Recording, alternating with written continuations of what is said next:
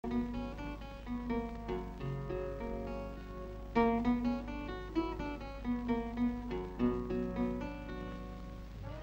ఉంది లొకేషన్? అంతా మన సెలెక్షన్. అవును, ఏదో అడగాలనుకున్నావుగా, అడిగాయి. మళ్ళీ అవకాశం ఉంటుందో లేదో. మన పెళ్లి సంగతి ఏమైంది? ఓ, ఏర్పాటు చేస్తున్నాగా. ఎప్పుడు? ముహూర్తం కుదరాలి కదా. కుమార్, గవర్నమెంట్ 2 పెళ్లిళ్ళు చేసుకోవడానికి ఒప్పుకోదు. అని ఒప్పుకోపోతే మనం చేసుకున్నదో పెళ్ళేగా. చేసుకున్న జయనేం చేస్తావు? జయ? ఎవరా జయ? నువ్వు కట్టుకున్న పెళ్ళాం. ఎవరు చెప్పారు నీకు? నీ ప్రాణ స్నేహితుడు. జోగులా? రే జోగులు, రగిలించావురా చిచ్చు. అవును, నాకు పెళ్ళయిందని తెలిసి కూడా ఎందుకు వచ్చావు ఇక్కడికి? నాకు జరిగిన అన్యాయాన్ని నలుగురికి చెప్పడానికి. ఓ, నాకు పబ్లిసిటీ చేయడానికి వచ్చావన్నమాట. Good good. మల్లిక, నేను మగవాణ్ణి, ఆ సంగతి మర్చిపో. నువ్వు ఆడదానివి, ఇది నలుగురికి తెలిస్తే నువ్వే నాశనం అవుతావు. అదా నీ ధైర్యం? నీకోసం ఇల్లు వాకిలి వదులుకుని వచ్చానే. ఉన్నదంతా అమ్ముకుని అప్పుల పాలయ్యానే. ఎవరమ్మన్నా? నెల తిరక్కు ముందే వందలు అందజేశానే. రసీదు పంపలేదు.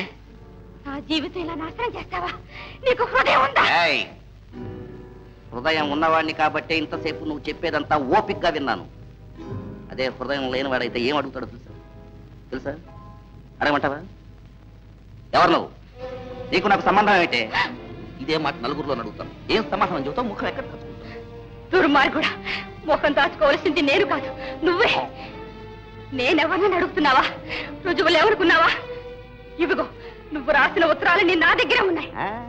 నువ్వు పట్టుకుని నన్ను కోర్టుకు వెళదాం అనుకుంటున్నావే?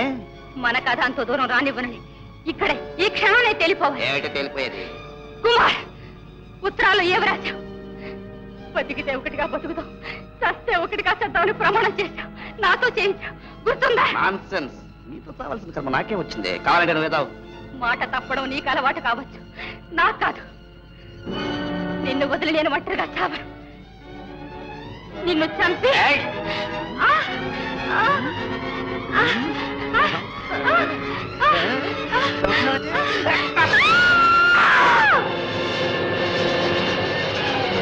ఏమిటండి ఆ కేక? చూసేస్తాను రాత.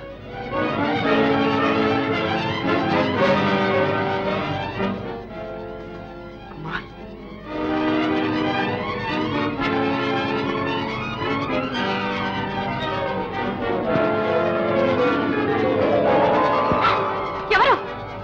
ఎవరది?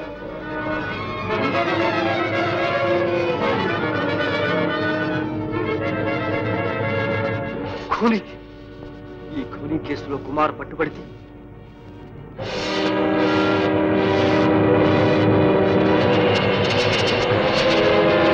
జయకు వైధవ్యమా? లేదు, అలా జరగడానికి వీల్లేదు.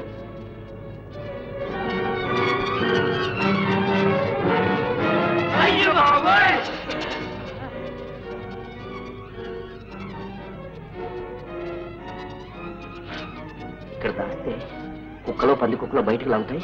అప్పుడు పోలీసులు వచ్చి టపిక్కలు పట్టుకుంటారు.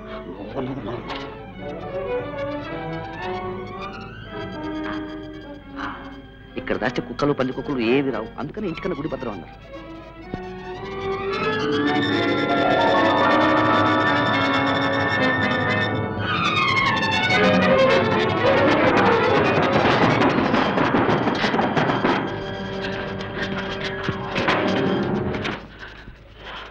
ఏమిటండి? ఏమిటి వేషం? ఏముంది? బాగానే ఉందిగా. అది కాదండి, బట్టలేవి?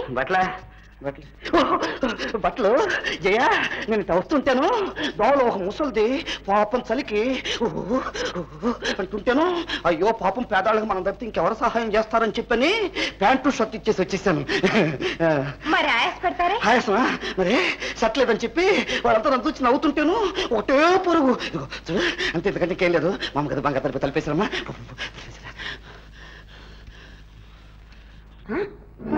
శాంతి, శాంతి, ఎంత ఘోరం, ఎంత ఘోరం! ఏమిటమ్మా, ఏం జరిగింది? ఆ వేణుగాడు ఏమన్నా కూని చేశాట? చాలేమ్మా, వేణు ఉంటే ఆయన ఒక్కడైనా ఎంతమంది లేరు? అయ్యయ్యో, వాడి ఇంటి పేరుతో సహా వాడి బియ్య డిగ్రీతో సహా వేశారు చూడమ్మా. ఎవరో ఊరు పేరు తెలియని పిల్లని కూని చేశాట. నేను అప్పుడే అనుకున్నాను, ఏనాడు మన ఇంట్లో కాలు పెట్టి మనందరినీ మోసం చేశాడో ఆనాడే వీడు కాలాంతకుడు, సామాన్యుడు కాడు, ఒక్కటాడు 100 కూలీలు చేస్తాడు. అమ్మా, ఆయన అలాంటి వాడు కాడు. ఇందులో ఏదో మోసం ఉంది, నేను నమ్మలేకుండా ఉన్నాను. సరేలే నీ నమ్మకానికి ఇలా నమ్మబట్టి అందరం నట్టేట ములిగం. ఇంకా నయం అదృష్టం బాగుంది. వాడే అల్లుడైతే ఈ పాటికి అత్తని మామని గొంతు పిసి గోడగా బారసుండేవాడు. అమ్మా శాంతి నువ్వెక్కడికే? నువ్వు అక్కడికెళ్ళకే తల్లి వాడు అసలు కొని కొనే నిన్ను కూడా చంపేస్తాడే. అన్నయ్య నేను ఇంతగా అడుగుతుంటే మాట్లాడవే అన్నయ్య. ఏం మాట్లాడమంటావు సిస్టర్? ఎలాగైనా వారిని కాపాడన్నయ్య. ఎలా కాపాడడం? కూనీ చేశాడు, దొరికిపోయాడు. లేదన్నయ్య, వారు ఏ పాపం ఎరుగరు. అన్యాయంగా ఈ అభాండం వారి మీద పడింది. అదే పొరపాటు. అన్యాయంగా ఏది ఎవరి మీద పడదు. ఇప్పుడు నేను నా మీద పడకూడదు. చేశాడు, దొరికిపోయాడు. నువ్వు అలాగే అంటున్నావా? ఎవరైతే నేను న్యాయం మాట్లాడాలి. ఇది న్యాయం కాదు, అన్యాయం, ఘోరం. వారి కూని చేయలేదు. నేను వారితో పాటే ఉన్నానన్నయ్య. సరే, గుడ్డిదానికి ఎలాగో కనపడదు కదా అని చెప్పి పక్కన పెట్టుకునే చేసి ఉంటాడు. నాతో అంటే అన్నావు కానీ ఇంకెవరితో నాకు ఆ కూని కొడుకు గుడ్డి సాక్ష్యం నవ్విపోతారు. ఎవరు నమ్మరు. ఎవరు నమ్మినా నమ్మకపోయినా నాకు వారి మీద నమ్మకం ఉంది. నువ్వు పతివ్రతావు కదా, అందుకని నమ్ముతావు. ఏమిటండి మీరు మరి? వెళ్ళండి, వెళ్ళి చిన్న తీసుకురండి. ఎవతారా ఇది? ఏదో పక్కింటావు అని తీసుకురమ్మన్నట్టుగా చెబుతుంది. అరే, కూనీ చేసే ముందు నా దగ్గరికి వచ్చి, బావగారు ఫలానా వారిని ఇలా చేయదలుచుకున్నాను, దీనికి ఒక ప్లాన్ వేసి పెట్టుంటే కదా. ఎవరైనా పట్టుకోలేడా? పట్టుకోగలడా అంట. తెలివి తక్కువగా చేశాడు, దొరికిపోయాడు. ఇప్పుడు ఏం చేస్తాను? అన్నయ్య కావాలంటే నా పర్సనాలిటీ, పాపులారిటీ మొత్తం అంతా వాడి ఒక పెద్ద ప్లేడర్ను పెట్టి ఉరి శిక్ష తప్పించి యావజ్జీవ శిక్ష వేయించగలను. అంతేనా అన్నయ్య? అక్క రాధా వచ్చావా? అక్క వారు విడుదలవుతారా? ఈ అపనింద నుంచి బయటపడతారా? రాధా, నీ భర్త నీకు అప్పచెప్పే బాధ్యత నాది. నువ్వు ధైర్యంగా ఉండు. నేరం చేసిన వాడే నాటికైనా దొరకపో. దొరికాడుగా, ఇంక దొరికేదేవాడు. ఇలాంటి పుణ్య కేసులు ఎన్ని చూసాం మనం. నిన్న కాక మన ప్లేడర్ అయ్యావు, నీకేం తెలుసు? ఏం తెలిసినా తెలియకపోయినా ఒకటి మాత్రం తెలుసు. సొంత చెల్లెలు పతిభిక్ష పెట్టమని, పసుపు కుంకుమ కాపాడమని ఇంతగా బ్రతిమలాడుతుంటే చీమైనా కుట్టినట్టు కూర్చున్న వాళ్ళు మనుషులు కారని బాగా తెలుసు. తెలిస్తే తెలిసిందిలే. రామారాధ వెళ్దాం. ఏమండి, నేను వెళ్ళి చిన్నాన్నను చూస్తానా? చిన్నాన్నను చూసి వస్తానండి.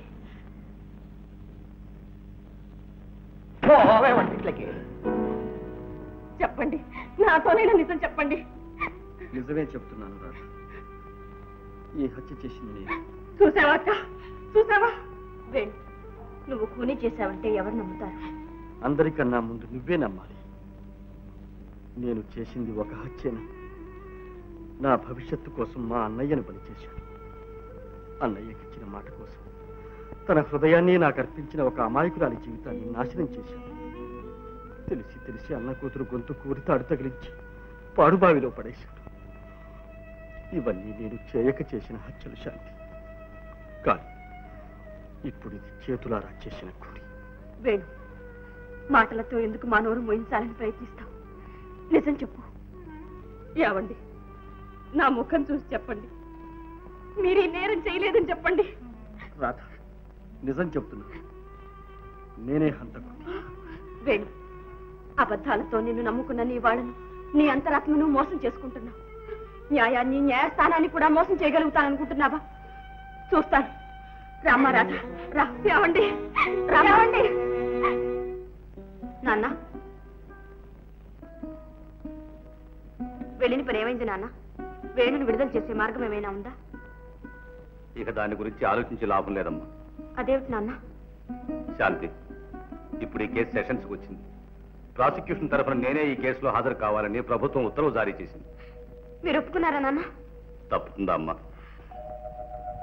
అంటే వేణు అపరాధని మీ నోటితో మీరే వాదించబోతున్నారు, అంతేనా? అది నా ఉద్యోగ ధర్మం శాంతి. దాన్ని మించిన మనోధర్మం అంటూ ఒకటి లేదంటారా?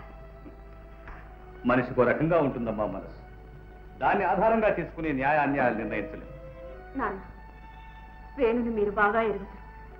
అన్నకిచ్చిన మాట కోసం తన జీవితాన్నే బలి చేసుకున్నాడు.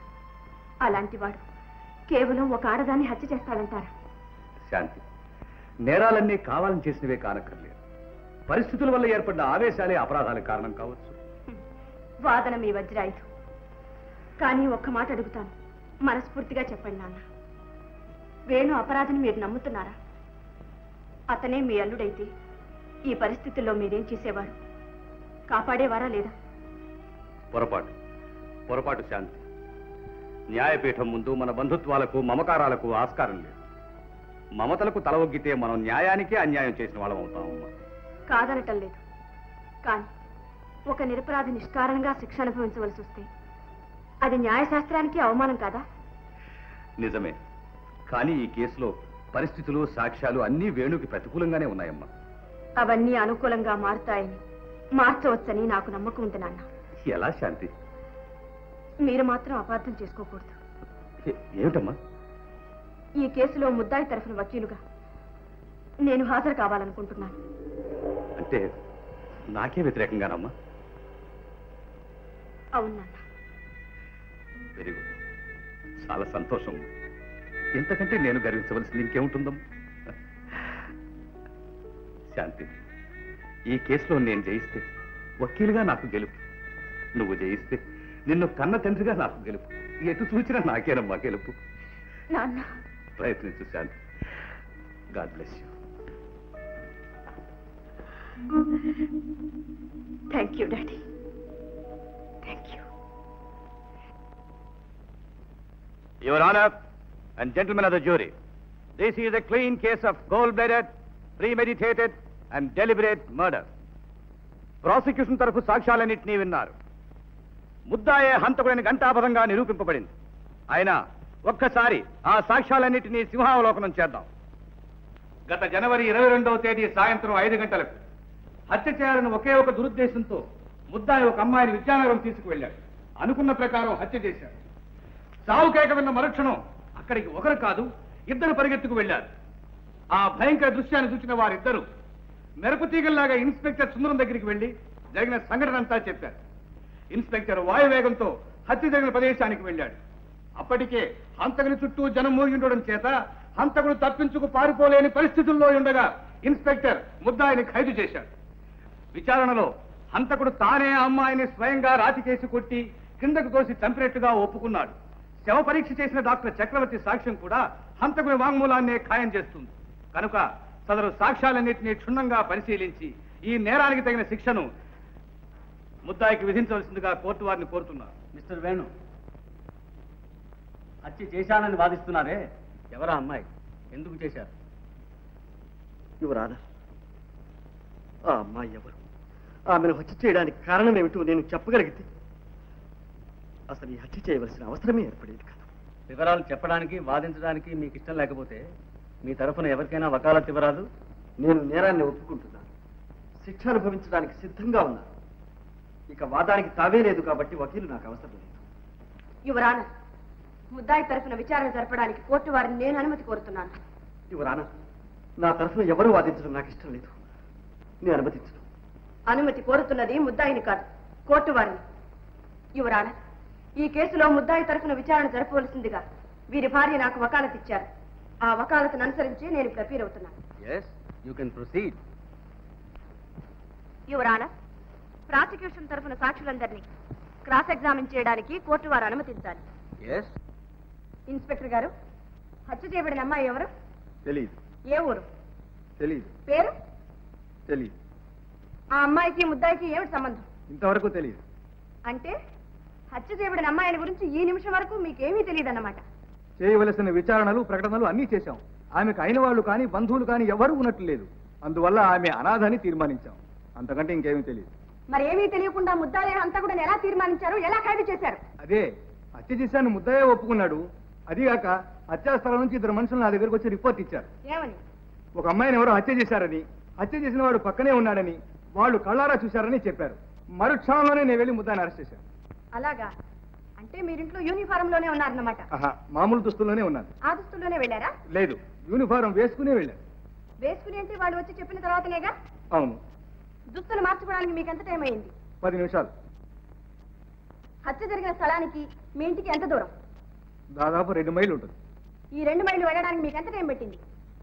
సుమారు 20 నిమిషాలు ఉంటుంది. దుస్తులు మార్చుకోవడానికి 10 నిమిషాలు, హత్య జరిగిన చోటికి వెళ్ళడానికి 20 నిమిషాలు, మొత్తం 30 నిమిషాలు. అంటే అరగంట తర్వాతనే మీరు ముద్దాయిని చూశారు. అవును. మరుక్షణమే ఖైదు చేశానని చెప్పారే? అంటే నేను అక్కడికి వెళ్ళిన మరుక్షణమే అని నా అభిప్రాయం. ఓహో, that's all, you can go.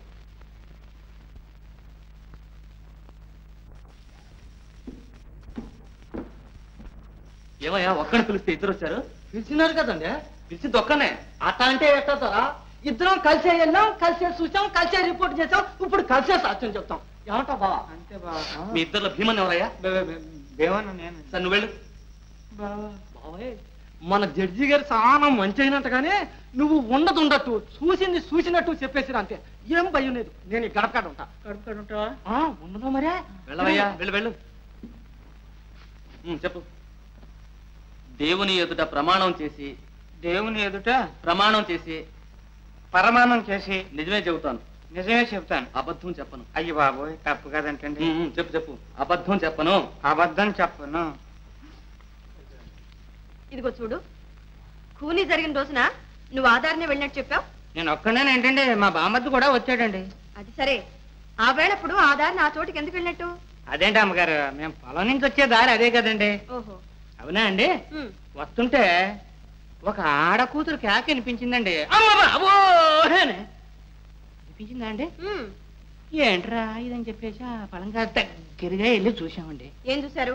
ఇంకేముందండి, ఒక ఆడ కూతురు చచ్చి పడుందండి. చుట్టూ రక్తపు ఎల్లు అండి. తర్వాత ఇంకేముందండి, ఇదేదో కొంప ములిగింది అని చెప్పి ఒక కొరకని ఇన్స్పెక్టర్ గారి ఇంటికి పరిగెత్తుకెళ్ళి చెప్పేశామండి. ఏం చెప్పారు? ఏం చెప్తామండి, చూసిందే చెప్పామండి. ఆ గుట్ట పక్కన ఒక ఆడ మనిషి చచ్చి పడుందండి, చంపినైనా ఆ పక్కనే ఉన్నాడు అని చెప్పామండి. ఆ చంపినైనా ఎలా చంపాడు? కత్తితో పొడిచాడా? కాదండి. తుపాకీతో కాల్చాడా? అబ్బే, మరి ఎలా చంపాడు? అదేంటండి అమ్మగారు, ఎలా చంపారని మమ్మల్ని అడుగుతారేంటండి? మేము చంపేటప్పుడు మేమన్నా కళ్ళతో చూసామా అండి? మరి చూడకుండానే చంపిన ఆయన పక్కనే ఉన్నాడని ఎలా చెప్పావు? అవునండి, ఎలా చెప్పామండి? ముందు చెప్పి ఎలా చెప్పావు? అడుగానండి, ఆయన ఉన్నాడండి. బిక్కు బిక్కుమని బెత్తర చూపులు చూస్తా ఆ పక్కన నిలబడి ఉన్నాడండి. నిలబడి ఉంటే ఒళ్ళంతా ఒకటే రకత మరకలండి. రకతం ఎలాగా ఉంది కదా, ఈయనే దంపుంటాడని చెప్పేసి మేము తీర్మానం చేసుకునండి మేము చెప్పేసామండి. ఓహో, మీరు నిలబడి ఉన్న చోటికి శవం ఉన్న చోటికి ఎంత దూరం ఉంటుంది? ఎంత ఉంటుందిలే అండి. నేను ఇక్కడ ఉన్నానా అండి? అదిగోండి, ఆ తలపాక చుట్టుకున్న వకీలయ్య గారు లేరండి, ఆయనే పీనుగా. అయితే మీరు చాలా దగ్గరలోనే ఉన్నారన్నమాట. అంతే కదండి. మరి శవానికి అంత దగ్గరలో ఉన్న మిమ్మల్ని చూసిన కొందరు మీరే కూనీ చేశారని చెప్పారే? అయ్యో బాబోయ్, దేవుడు సాక్షండి, మీతోడు మేం కాదండి అమ్మా. సాక్షిని ముద్దాయిగా నిరూపించడానికి ప్రయత్నించడం చట్టవిరుద్ధం. Mister Anandarao, you need not educate the court. Thank you your honour. yes, you can proceed. Thank you. ఏ మీరేనా కూనీ చేసింది? లేదండి అమ్మా, మేం కాదండి అమ్మా, ఊరికి తమాషా చూస్తా నుంచున్నామండి. మీలాగే ఆయన కూడా తమాషా చూస్తూ ఉండొచ్చుగా. ఉండొచ్చు. Very good. ఇలా రావయ్యా.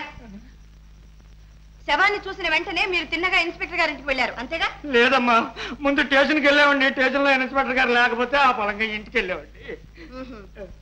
ముందు స్టేషన్ కి వెళ్ళి ఆ తర్వాత ఇన్స్పెక్టర్ గారింటికి వెళ్ళడానికి మీకు ఎంత టైం పెట్టింది?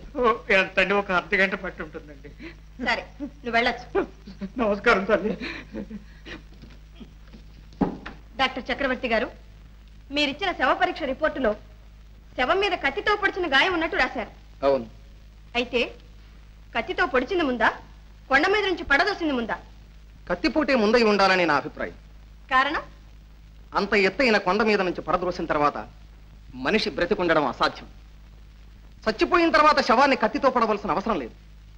ఒకవేళ ఆవేశంలో పొడిచాడనుకున్నా శవం నుంచి రక్తం రావడం అసంభవం. అంటే కత్తిపోటు వల్ల ఏర్పడ్డ గాయం నుంచి రక్తం వచ్చిందంటారు? అవును, చాలా ఎక్కువగా వచ్చింది కూడా. Your honour, please note this point. You can go. Thank you. Your honour, మెరుపు తీగల్లా ఇద్దరు మనుషులు పరిగెత్తారు, వాయువేగంతో ఇన్స్పెక్టర్ వచ్చి ముద్దాయిని ఖైదు చేశారు అని అతి చమత్కారంగా జరిగిన కాలాన్ని సంగ్రహించి జరుగుని నేరాన్ని సమర్థించి తన సామర్థ్యాన్ని రుజువుపరచుకోవడానికి అన్ని విధాలా ప్రయత్నించారు మన పబ్లిక్ ప్రాసిక్యూటర్. కానీ హత్య జరిగిన గంట సేపటికి గానీ ఇన్స్పెక్టర్ ముద్దాయిని అరెస్ట్ చేయలేదు. ఉద్దేశపూర్వకంగా హత్య చేసి నేరాన్ని ఒప్పుకుని శిక్షను అనుభవించడానికి సిద్ధపడిన వాడైతే వెంటనే పోలీస్ స్టేషన్కి వెళ్లి తనకు తానే పట్టుబడతాడు.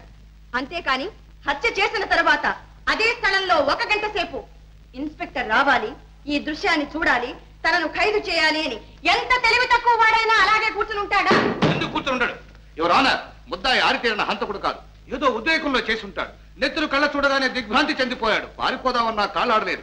అటువంటి పరిస్థితుల్లో అదే చోట గంటల తరబడి అతనే కాదు మరి ఏ హంతకుడైనా ఉండిపోతాడనడంలో ఆశ్చర్యం ఏమీ లేదు. Your honour.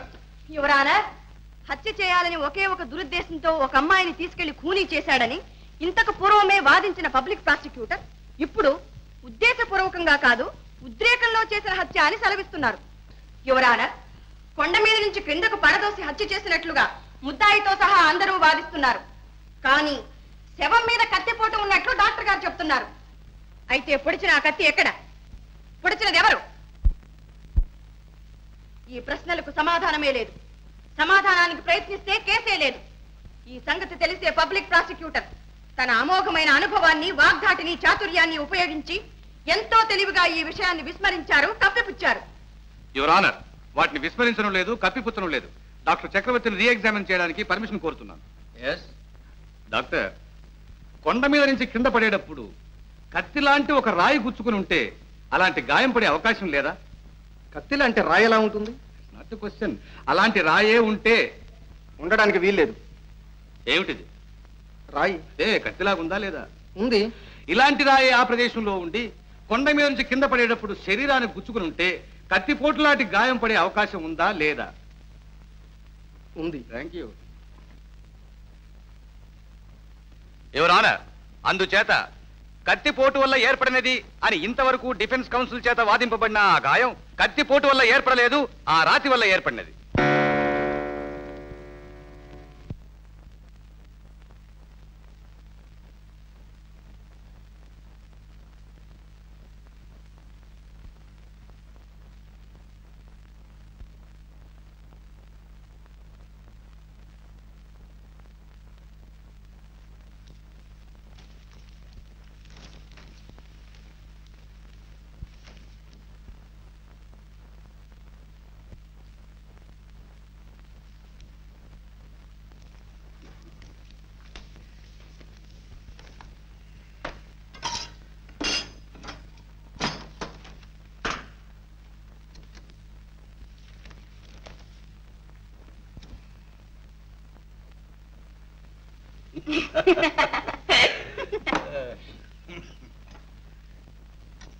మీరు పలహారాలు చేస్తున్నప్పుడు ఏదో పులి కేక వినపడి మీ ఆయన పరిగెత్తికి వెళ్ళాడని చెప్పావు కదా. కేక వినిపించాక ఆయన వెళ్ళాడా, ఆయన వెళ్ళాక కేక వినిపించిందా? కేక వినపడ్డ తర్వాతే వారు వెళ్ళారు. ఆ పాపిష్టి కేకే వినపడకపోతే వారు నన్ను వదిలిపెట్టి వెళ్ళేవారు కాదుగా. చూడమ్మాయి, నీ చెయ్యి ఎవరో ఒక మగవాడు తొక్కి పారిపోయాడని చెప్పావు కదా. నువ్వా గుడ్డిదానివి. నీ చెయ్యి తొక్కింది మగవాడిని ఎలా చెప్పగలవు? చెప్పగలను, నాకు బాగా తెలుసు. ఆడదై ఉండకూడదా? కాదు, కానే కాదు, మగవాడే. అంత నిశ్చయంగా ఎలా చెప్పగలవు? స్పర్శ జ్ఞానం వల్ల. ఏమిటిది? కాగితం. ఇదేమిటి? కళ్ళజోడు. ఇది ఆడదాని చెయ్యి. కాదు, నా చెయ్యి. నన్ను ఎందుకు ఇలా మోసం చేస్తారు? ఎందుకు ఇలా అన్యాయం చేస్తారు? ఇది మీ చెయ్యి కాదు, ఆడదాని చెయ్యి. సరే చూడమ్మా, నీ భర్తని నీ ఇదివరకు ఇలా ఎక్కడికైనా షికారు తీసుకెళ్ళాడా? లేదు, ఇదే మొదటిసారి. ఇప్పుడు మాత్రం ఎందుకు తీసుకెళ్ళాడు? అక్కడ రాళ్లలో చెక్కిన రథాలు, విగ్రహాలు ఉన్నాయి, చూపిస్తారా అని తీసుకువెళ్ళారు. అవన్నీ నువ్వు చూసావా? చూశానండి. బాగున్నాయా? చాలా బాగున్నాయండి.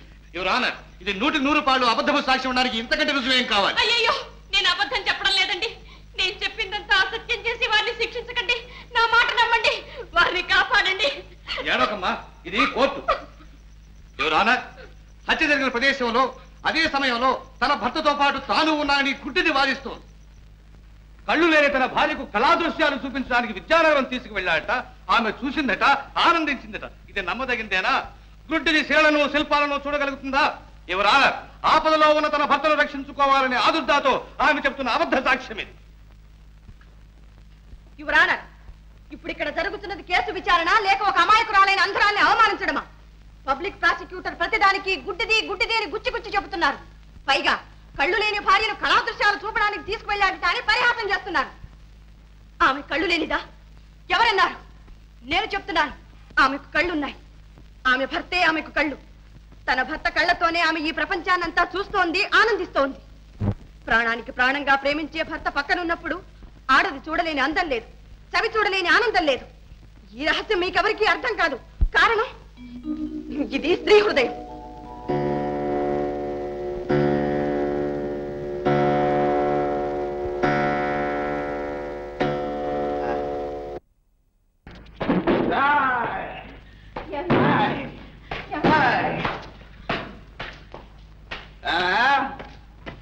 లాంతర్ వెలిగించావు ఎందుకే? పొరపాటు అయిందండి.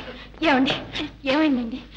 కోర్టుకు వెళ్ళారు కదా, చిన్నాన్న సంగతి ఏమైందండి? ఏమవుతుంది? పబ్లిక్ ప్రాసిక్యూటర్ 4 పాయింట్లు ఎత్తి 6 పేజీలు తిప్పి 12 మాటలు ఇటు అటు విసిరి బల్ల టపా టపా టపా టపా గుద్దేసరికి జడ్జి లేడు, జడ్జి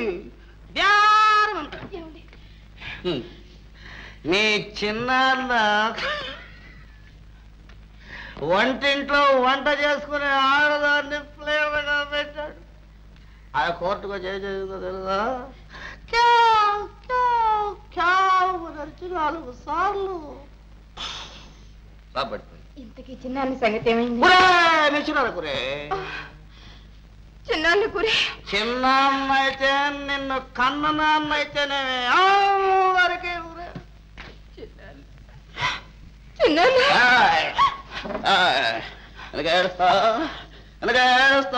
కూలీ చేసేవాళ్ళ కుటుంబంలో పుట్టేవే నువ్వు కూలీ చేస్తావే. అవసరం వస్తే నన్ను కూడా కూలీ చేస్తావు. భోజనం నువ్వు పెట్టే తోటకూర కాడ భోజనం నాకెందుకే? దానికోసం నేను అక్కడికి రావాలంటే ఇక్కడ తీసుకురా భోజనం, ఇక్కడ తీసుకురా తీసుకురా. నాకు కోడి కూర కావాలి, తీసుకురా.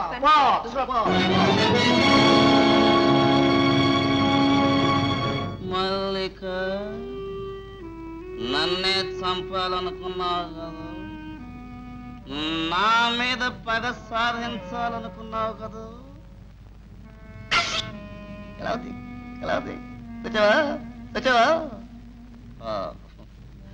ఇప్పుడు ఎక్కడుందో? ఎక్కడుంటుంది? అవలోకం ఉంటుంది. ఏంత సడన్ గా వచ్చామని యమధర్మరాజు అడుగుతాడు. నా పేరు చెబుతుంది. యమధర్మరాజు నన్నేం చేస్తాడు? నా డేటుకు ముందు యమధర్మరాజు వచ్చాడంటే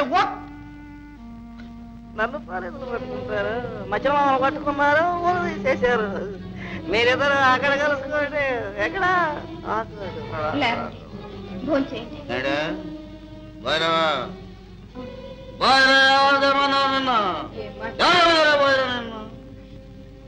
కొడుకురేదే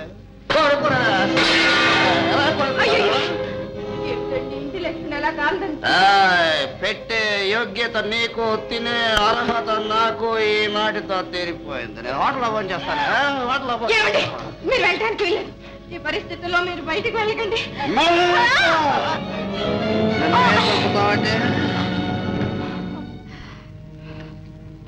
మల్లిగా నేనెంతో ప్రేమగా ఉత్తరాలు రాస్తే అవే పట్టుకొని నన్ను బెదిరించాలని చూసాను కదా. ఎక్కడ ఉత్తరాలు? దేవాలో ఉన్నాయి. ఎక్కడ ఎదురుతా? జేబులో ఉన్నాయి. జేబులో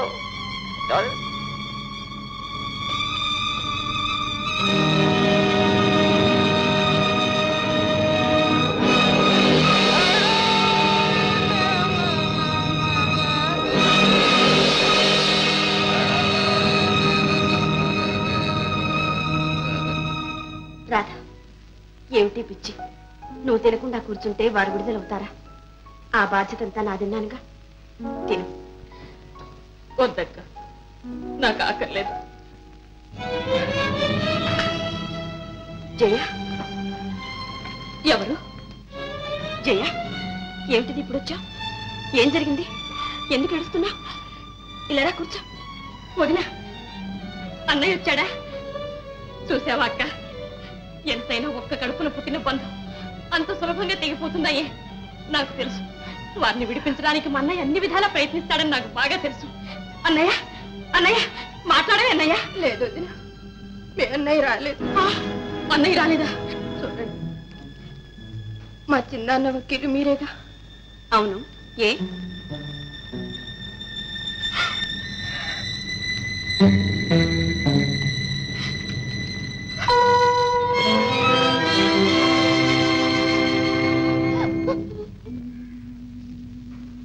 మల్లిక,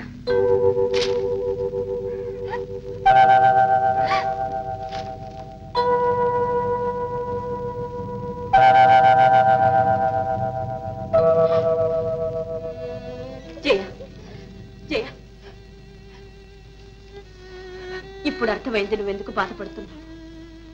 నువ్వు చేసింది సామాన్యమైన పని కాదమ్మా. ఇల్లాలిగా చేయకూడని పనే చేశావు. కానీ స్త్రీలోకమే గర్వించదగ్గ త్యాగం అమ్మా ఇది. గర్వించదగ్గ త్యాగం. జీవచ్చవాన్ని నాకెందుకమ్మా ఈ పొగట్ట? జయ జయ వదిలే వదిలే. అక్క వదిలేందుకు అలా ఏడుస్తూ వెళుతోంది? ఏం జరిగింది? మీరిద్దరూ ఏం మాట్లాడుకున్నారు? చెప్పవు. అంతా తర్వాత చెప్తాను.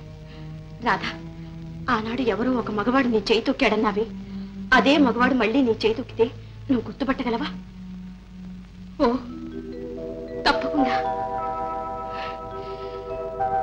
సరే. ఎక్కడికి వెళ్ళావు? ఆగో! 6 ఇంచు కదిలావంటే క్లోజ్ చేసేస్తాను. చెప్పు, నా బీరువాల ఉత్తరాలు ఏం చేశావు? చేరవలసిన చోటుకే చేరా. ఎక్కడికి? ఎవరికిచ్చావు? ఒక నిరపరాధిని కాపాడాలని ప్రయత్నిస్తున్న వకీలు శాంతికిచ్చా. ఆ ఉత్తరాలు ఇస్తే నా గొంతు కురిపడుతుందని తెలుసా? బాగా తెలుసు. బాగా తెలిస్తే కట్టుకున్న భర్తను పట్టించావా?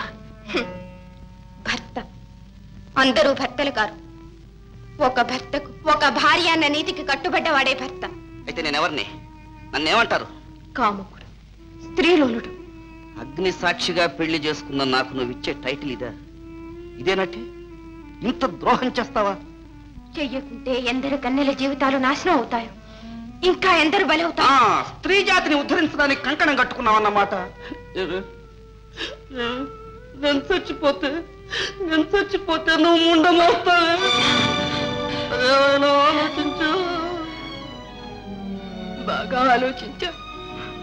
తెలిసి ఒక నిరపరాధి భార్యను విధవను చేసి నేను సుమంగళిగా ఉండటం కన్నా ఒక హంతకుడి భార్యని విధవను కావటమే మేలనుకున్నాను. ఏమన్నా నీకు భర్త కంటే చిన్నాన్న ముఖ్యమయ్యాడా? నేను చచ్చినా పర్వాలేదు, మీ చిన్నాన్న మాత్రం బతికి బయటపడాలి, అంతే కదా? ఇదేం పాతివ్రత్యమే? భర్తను చంపి తన బంధువులను కాపాడుకునే పతివ్రతలు ఎవరైనా ఉన్నారా ఈ దేశంలో, మన చరిత్రలో? మీరే చెప్పండి.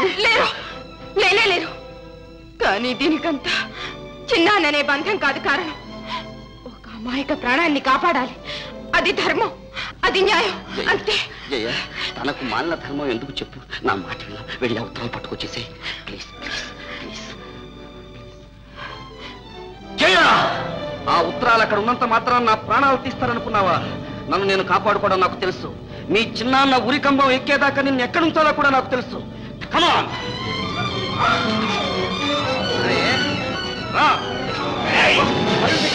నన్నే పట్టిద్దామనుకున్నావా? నిన్ను ఎవరు కాపాడలేదు. దేవుడు కూడా జాగ్రత్త.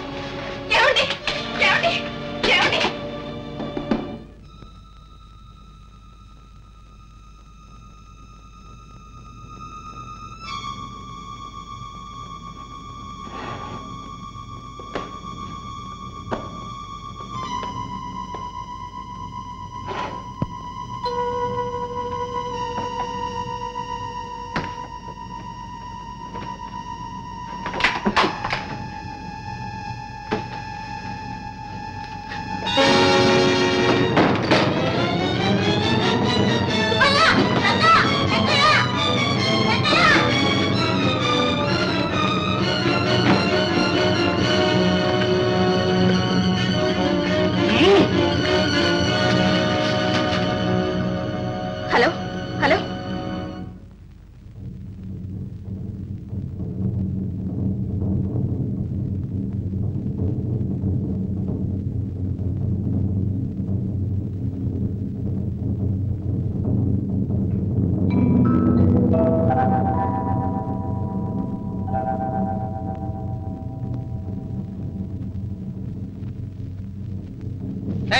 చేయి తప్పకుండా పారిపోతావా? జోళి ఏమి టేస్ట్, గుడ్డి టేస్ట్. అయినా నాకేం భయం? ఇదే కాదు. గుడ్డి మోహం. రాధా రాధా.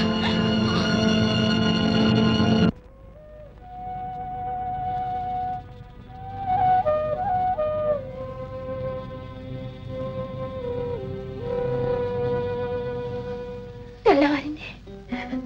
తల్లి ఇంకాసేపట్లో ఒక నిరపరాధిని ఉరితీస్తారు. అన్యాయం చేస్తుంది. తల్లి, నువ్వు శక్తి స్వరూపిణి అంటారే, సర్వాంతర్యామి అంటారే, నువ్వెందుకు ఊరుకున్నావు? ఎందుకే అన్యాయం నాపావు? నిన్ను మానవులు ఈ ఆలయంలో బంధించారా? చెప్పు తల్లి, చెప్పు. నిజాన్ని చాటు, ధర్మాన్ని నిలబెట్టు, నాకు దారి చూపించు. దేవి, దేవి!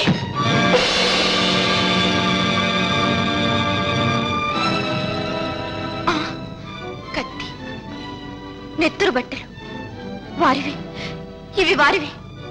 తల్లి, నువ్వున్నావమ్మా, నువ్వున్నావు.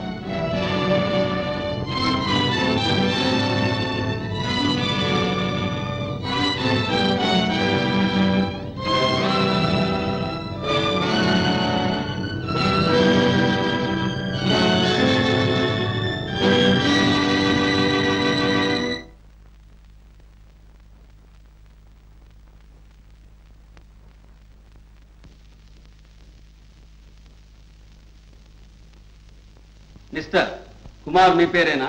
అనే కదండి అరెస్ట్ చేసి తీసుకొచ్చారు. మల్లికనే అమ్మాయిని ఎరుగుదురా? పేరు నేను ఎప్పుడూ విన్నట్లేదండి. మరి ఈ ఉత్తరాలు రాసింది మీరు కాదా? ఉత్తరాలా? అయ్యయ్యో, నాకు అసలు ఉత్తరాలు చదవటమే చేత కాదే. ఉత్తరాలు ఎలా రాస్తానండి? మరి వీటిలో కుమారన్ సంతకం ఉంది. యువరానా, నేను చెబుతాను వినండి. ఇన్నాళ్ల నుంచి ఏ రహస్యాన్ని దాచి ఉంచాలని తాపత్రయపడ్డాను, అది ఇప్పుడు చెప్పక తప్పేటట్టు లేదు. ఈ కుమార్ మా అన్న కూతురు జయ భర్త. పెళ్ళైన తర్వాత కుమార్ మల్లికను ప్రేమిస్తున్నాడని, ఆమె వ్యామోహంలో పడి పిచ్చివాడైపోతున్నాడని తెలిసింది. ఏనాటికైనా జయకు అన్యాయం జరుగుతుందేమో, భర్త ఉండగానే జయ జీవితం నాశనం అయిపోతుందేమో అని భయపడి నేనే మల్లికను హత్య చేశాను. ఈ హత్యకు మూల కారణం ఇది.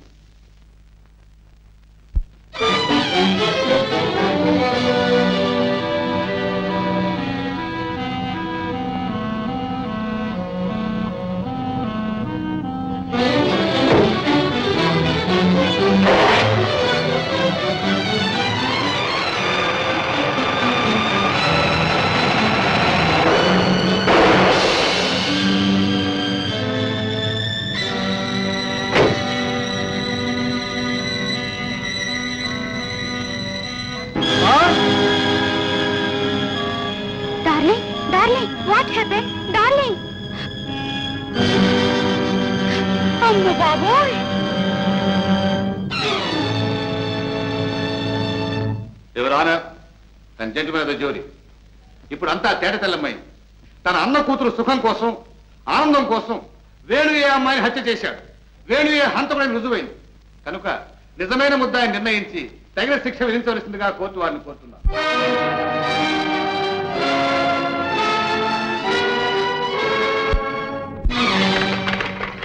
అయ్యా, అయ్యా, ఆగండి అయ్యా, ఆగండి అయ్యా. అయ్యా, నన్ను కొంచెం పట్నం వరకు తీసుకెళ్ళండి అయ్యా.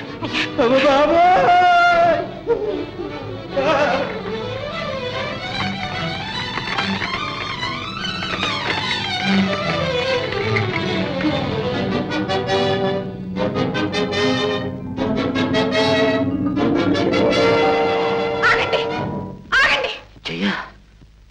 కూనీ చేసింది మా చిన్నాన్ని కాదు, నా భర్త. ఇవిగో బట్టలు, ఇదిగో కత్తి. ఎవరమ్మా మీరు? కోర్టు విచారణ జరుగుతుండగా ఇలా అడ్డు వచ్చి మాట్లాడకూడదు. మీరు ఏదైనా చెప్పదలుచుకుంటే ముద్దాయి తరఫు వకీలు ద్వారా చెప్పాలి. యువర్ ఆనర్, మిస్టర్ వేణుని సాక్షిగా విచారణ జరపడానికి పర్మిషన్ కోరుతున్నాను. మీరు కాలేజీలో చదువుతున్నప్పుడు ఎవరినైనా ఒక ఆమెను ప్రేమించారా?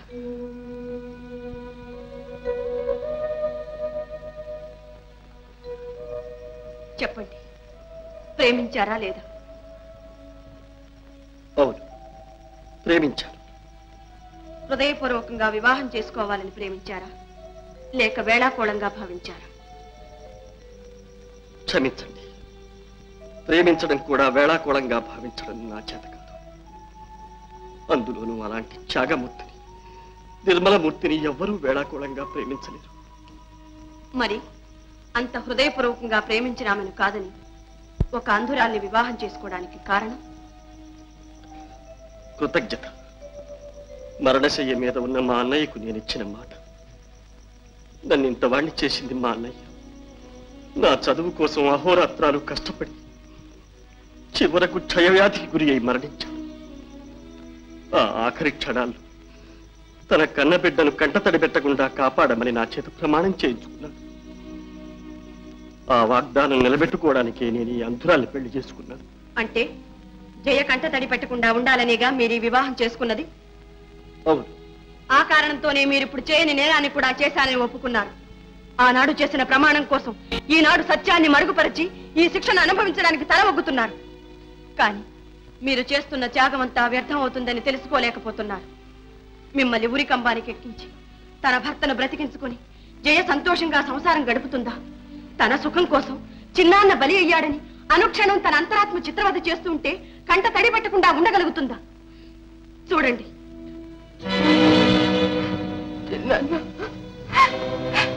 ఆమె ఒక ఆడది.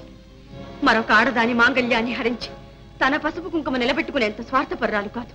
నేను ఈ పాపం భరించలే. ఇంతేనా మీరు కోరుకునేది? ఇదేనా మీ అన్నయ్యకు మీరిచ్చిన వాగ్దానాన్ని కాపాడేది? ఇలాగే నా జయను మీరు సంతోష పెట్టేది? నన్ను చిత్రవద చేయొద్దు. ఇప్పటికైనా చెప్పండి, ఈ హత్య మీరు చేశారా? శాంతి, శాంతి. వేణు, వేణు, ఇక నువ్వేమీ చెప్పక్కర్లేదు, ఏమీ చెప్పక్కర్లేదు. నేను చూస్తాను.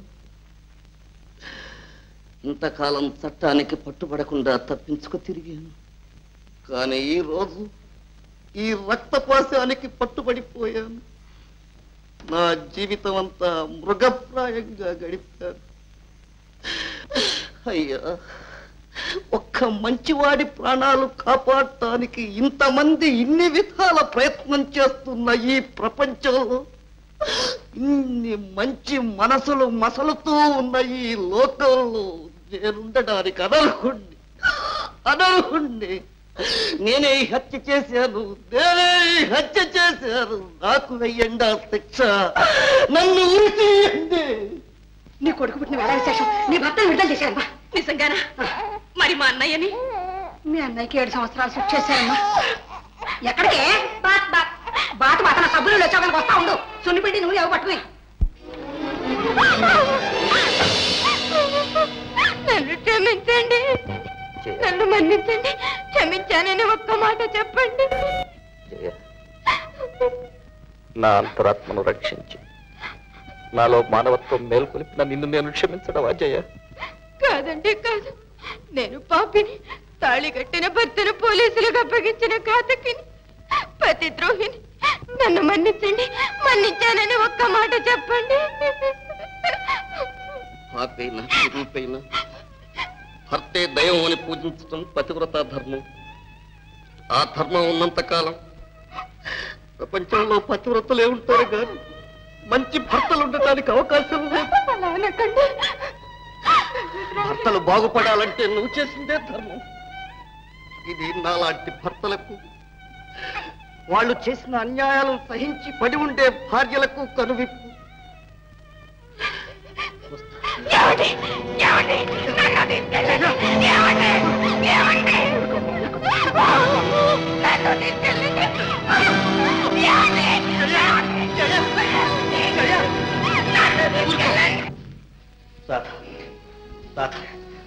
వచ్చేసారా?